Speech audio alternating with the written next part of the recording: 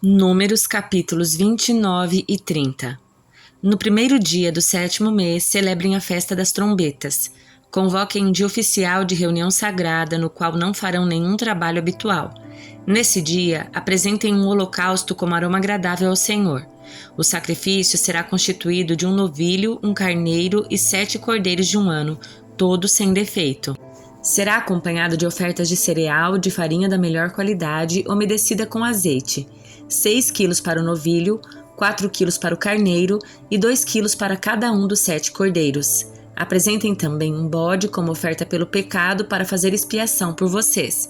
Esses sacrifícios especiais são um acréscimo aos holocaustos mensais e habituais e serão apresentados com as ofertas de cereal e as ofertas derramadas prescritas que os acompanham. São uma oferta especial, um aroma agradável ao Senhor. No 10º dia do 7º mês, convoquem outra reunião sagrada. Nesse dia, o dia da expiação, vocês se humilharão e não farão nenhum trabalho habitual.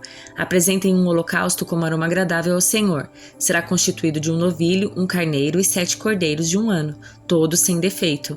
Os sacrifícios serão acompanhados de ofertas de cereal, de farinha da melhor qualidade, umedecida com azeite, 6 quilos de farinha da melhor qualidade para o novilho, 4 quilos de farinha da melhor qualidade para o carneiro e 2 quilos de farinha da melhor qualidade para cada um dos 7 cordeiros.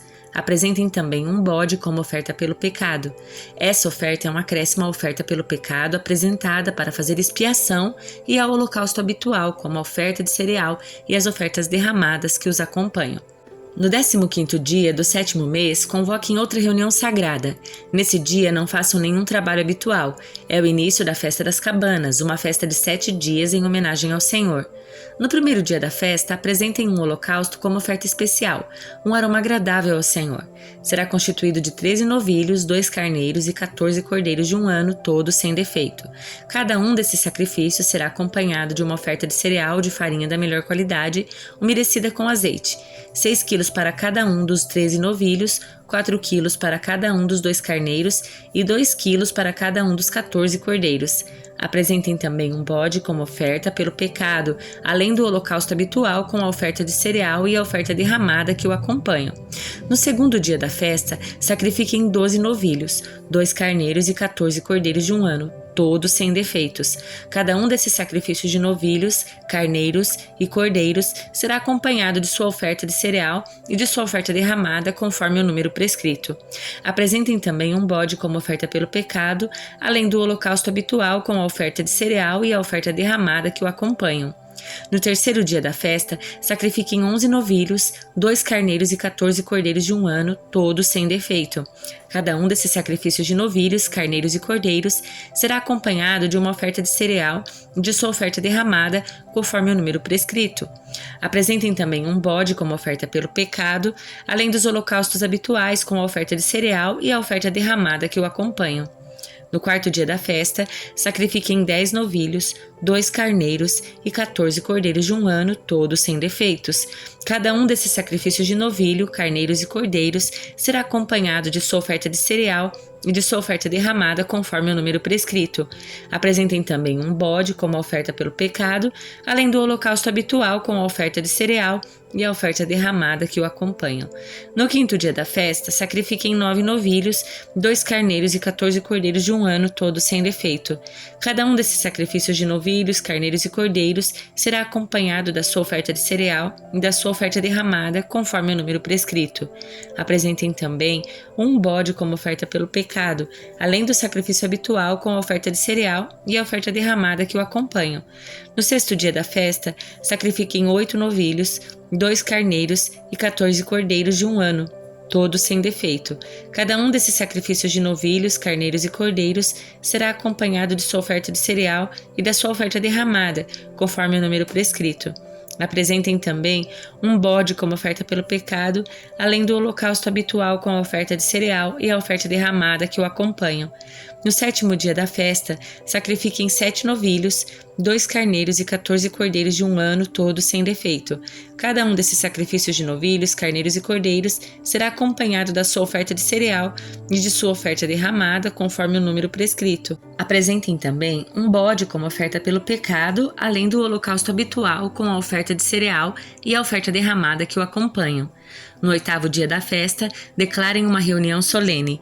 Não façam nenhum trabalho habitual nesse dia e apresentem um holocausto como oferta especial, um aroma agradável ao Senhor. O sacrifício consistirá em um novilho, um carneiro e 7 cordeiros de 1 ano, todos sem defeito. Cada um desses sacrifícios será acompanhado da sua oferta de cereal e da sua oferta derramada, conforme o número prescrito.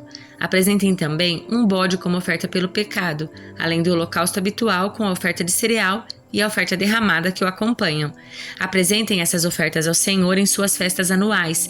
São um acréscimo aos sacrifícios e ofertas que vocês apresentam ao cumprirem votos ou ao realizarem ofertas voluntárias, holocaustos, ofertas de cereal, ofertas derramadas e ofertas de paz. Moisés transmitiu todas essas instruções aos israelitas conforme o Senhor lhe havia ordenado. Moisés mandou chamar os chefes das tribos de Israel e lhes disse: foi isto que o Senhor ordenou. Se um homem fizer um voto ao Senhor ou uma promessa sob juramento, jamais deverá voltar atrás em sua palavra, fará exatamente o que prometeu. Se uma moça fizer um voto ao Senhor ou uma promessa sob juramento enquanto ainda estiver morando na casa do seu pai, e se seu pai ficar sabendo do voto e não levantar objeções, todos os seus votos e promessas continuarão a valer. Mas se no dia em que ficar sabendo seu pai se recusar a deixá-la cumprir o voto ou a promessa, todos os seus votos ou promessas serão anulados. O Senhor perdoará, pois o pai não permitiu que ela os cumprisse. Se uma moça fizer um voto ou assumir um compromisso por meio de uma promessa precipitada e depois se casar, e no dia em que ficar sabendo do voto ou da promessa o marido não levantar objeções, os votos e as promessas que ela fez continuarão a valer. Mas se no dia em que ficar sabendo seu marido se recusar a deixá-la cumprir o voto ou a promessa precipitada, os compromissos dela serão anulados e o Senhor a perdoará. A mulher viúva ou divorciada, porém, deverá cumprir todos os seus votos e promessas. Se uma mulher já for casada e morar na casa do marido, quando fizer o voto ou se comprometer por meio de uma promessa, e o marido ficar sabendo e não levantar objeções, os votos ou as promessas que ela fez continuarão a valer. Mas se no dia em que ficar sabendo o marido se recusar a aceitá-los, o voto ou a promessa dela será anulada e o Senhor a perdoará. Portanto, qualquer voto ou promessa que a esposa tenha feito de humilhar-se, o marido poderá confirmar ou anular. Mas se ele não levantar objeção alguma no dia em que ficar sabendo, indicará desse modo que está de acordo com todos os votos ou promessas. Se ele esperar mais de um dia e anular um voto ou uma promessa, sofrerá o castigo que caberia à esposa. Estas são as ordens que o Senhor deu a Moisés a respeito do relacionamento entre um homem e sua esposa e entre um pai e sua filha moça que ainda mora na casa dele. Livro de Jó, capítulo 6. Então Jó falou novamente: se fosse possível pesar minha aflição e pôr numa balança meu sofrimento, pesariam mais que toda a areia do mar. Por isso falei de modo impulsivo, pois o Todo-Poderoso me derrubou com suas flechas e minha alma bebe o veneno delas. Os terrores de Deus se alinham contra mim. Os jumentos selvagens não zurram ao não encontrar capim? Os bois não mugem quando não tem alimento? As pessoas não se queixam quando falta sal na comida? Alguém gosta da clara do ovo que não tem sabor? Perco o apetite só de olhar para ela, tenho enjoo só de pensar em comê-la. Quem dera o meu pedido fosse atendido e Deus concedesse meu desejo. Quem dera ele me esmagasse, estendesse a mão e acabasse comigo. Ao menos tenho esse consolo e alegria, apesar da dor. Não neguei as palavras do santo. Contudo, faltam-me forças para prosseguir.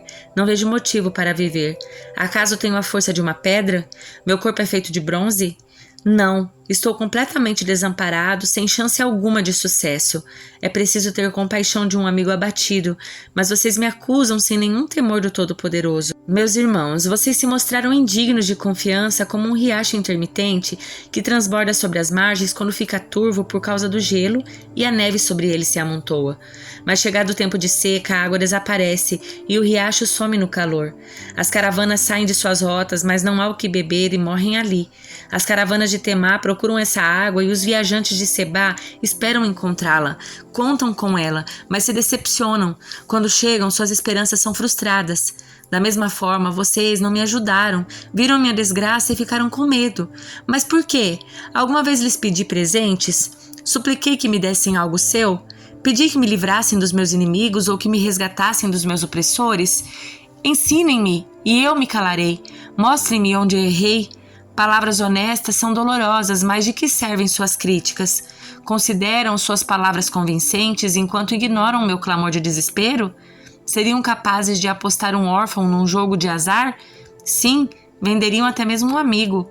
Olhem para mim. Acaso eu mentiria para vocês? Não pressuponham que sou culpado, pois nada fiz de errado. Pensam que sou mentiroso? Acaso não sei mais distinguir entre o bem e o mal? Evangelho de João, capítulo 6. Depois disso, Jesus atravessou o mar da Galileia, conhecido também como o mar de Tiberíades. Uma grande multidão o seguia por toda parte, pois tinham visto os sinais que ele havia realizado ao curar os enfermos. Então Jesus subiu a um monte e sentou-se com seus discípulos. Era quase tempo da festa judaica da Páscoa. Jesus logo viu uma grande multidão que vinha ao seu encontro. Voltando-se para Filipe, perguntou: "Onde podemos comprar pão para alimentar toda essa gente?" Disse isto para pôr Filipe à prova, pois já sabia o que ia fazer. Filipe respondeu: "Mesmo que trabalhássemos vários meses, não teríamos dinheiro suficiente para dar alimento a todos." Então um dos seus discípulos, André, irmão de Simão Pedro, falou: "Aqui está um rapaz com 5 pães de cevada e 2 peixes. Mas que adianta isso para tanta gente?" Jesus respondeu: "Digam ao povo que se sente." Todos se sentaram na grama que cobria o monte. Só os homens eram cerca de 5.000. Então Jesus tomou os pães, agradeceu a Deus e os repartiu entre o povo. Em seguida fez o mesmo com os peixes, e todos comeram à vontade. Depois que todos estavam satisfeitos, Jesus disse a seus discípulos: "Agora juntem os pedaços que sobraram para que de nada se desperdice." Eles juntaram o que restou e encheu 12 cestos com as sobras. Quando o povo viu Jesus fazer esse sinal, exclamou: "Sem dúvida ele é o profeta que haveria de vir ao mundo." Jesus sabia que pretendiam obrigá-lo a ser rei deles, de modo que se retirou sozinho para o monte. Ao entardecer, os discípulos de Jesus desceram à praia, entraram no barco e atravessaram o mar em direção a Cafarnaum. Quando escureceu, porém, Jesus ainda não tinha vindo se encontrar com eles. Logo, um vento forte veio sobre eles e o mar ficou muito agitado. Depois de remarem 5 ou 6 quilômetros, de repente viram Jesus caminhando sobre o mar em direção ao barco. Ficaram aterrorizados, mas ele lhes disse: "Sou eu, não tenham medo." Eles o receberam no barco e logo em seguida chegaram a seu destino. No dia seguinte, a multidão que tinha ficado do outro lado do mar viu que os discípulos haviam pegado o único barco dali e que Jesus não fora com eles. Alguns barcos de Tiberíades se aproximaram do lugar onde o povo tinha comido os pães depois que o Senhor os abençoou. Quando a multidão viu que nem Jesus nem os discípulos estavam ali, todos entraram nos barcos e atravessaram para Cafarnaum a fim de procurá-lo. Encontraram-no do outro lado do mar e lhe perguntaram: "Rabi, quando o Senhor chegou aqui?" Jesus respondeu: "Eu lhes digo a verdade, vocês querem estar comigo não porque entenderam os sinais, mas porque lhes dei alimento. Não se preocupem tanto com coisas que se estragam como a comida, mas usem suas energias buscando o alimento que permanece para a vida eterna, o qual o Filho do Homem pode lhes dar, pois Deus o Pai colocou em mim seu selo de aprovação. Nós também queremos realizar as obras de Deus", disseram eles. "O que devemos fazer?" Jesus lhes disse: "Essa é a única obra que Deus quer de vocês. Creiam naquele que ele enviou." Eles responderam: "Se deseja que creiamos no Senhor, mostre-nos um sinal. O que o Senhor pode fazer? Afinal, nossos antepassados comeram maná no deserto. As Escrituras dizem: Moisés lhes deu de comer do pão do céu." Jesus disse: "Eu lhes digo a verdade. Não foi Moisés quem lhes deu do pão do céu. É meu Pai quem dá o verdadeiro pão do céu a vocês. O verdadeiro pão de Deus é aquele que desce do céu e dá vida ao mundo." "Senhor, dê-nos desse pão todos os dias", disseram eles. Jesus respondeu: "Eu sou o pão da vida. Quem vem a mim nunca mais terá fome. Quem crê em mim nunca mais terá sede. Mas vocês não creram em mim, embora me tenham visto. Contudo, aqueles que o Pai me dá virão a mim, e eu jamais os rejeitarei. Pois desci do céu para fazer a vontade daquele que me enviou e não a minha própria vontade.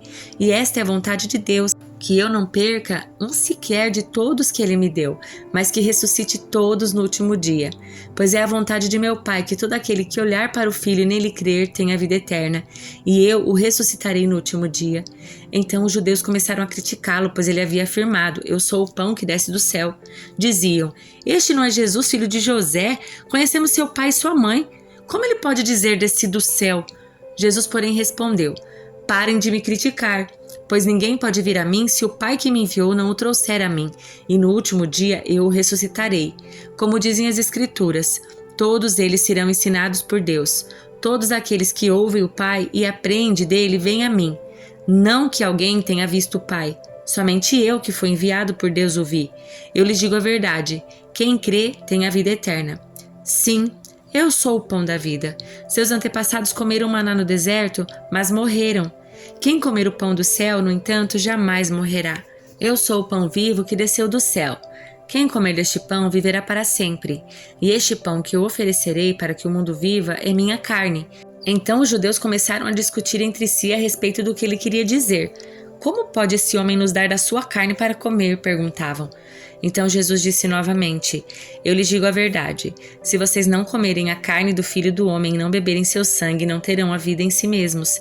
Mas quem come a minha carne e bebe meu sangue terá a vida eterna, e eu o ressuscitarei no último dia. Pois minha carne é a verdadeira comida e meu sangue é a verdadeira bebida. Quem come minha carne e bebe meu sangue permanece em mim, e eu nele. Eu vivo por causa do Pai que vive e me enviou. Da mesma forma, quem se alimenta de mim viverá por minha causa. Eu sou o verdadeiro pão que desceu do céu. Seus antepassados comeram maná e morreram. Quem comer este pão não morrerá, mas viverá para sempre. Ele disse essas coisas quando ensinava na sinagoga de Cafarnaum. Muitos dos seus discípulos disseram: sua mensagem é dura, quem é capaz de aceitá-la? Jesus, sabendo do que os seus discípulos reclamaram, disse: isso os ofende? Então o que pensarão se virem o Filho do Homem subir ao céu onde estava antes? Somente o Espírito dá a vida. A natureza humana não realiza coisa alguma, e as palavras que eu lhes disse são espírito e vida. Mas alguns de vocês não creem em mim, pois Jesus sabia desde o princípio quem não acreditava nele e quem iria traí-lo, e acrescentou: por isso eu disse que ninguém pode vir a mim a menos que o Pai o dê a mim. Nesse momento, muitos dos seus discípulos se afastaram dele e o abandonaram. Então, Jesus se voltou para os 12 e perguntou: vocês também vão embora? Simão Pedro respondeu: Senhor, para quem iremos? O Senhor tem as palavras de vida eterna. Nós cremos e sabemos que o Senhor é o Santo de Deus. Então Jesus disse: eu escolhi vocês 12, mas um de vocês é um diabo. Ele se referia a Judas, filho de Simão Iscariotes, um dos 12, que mais tarde o trairia.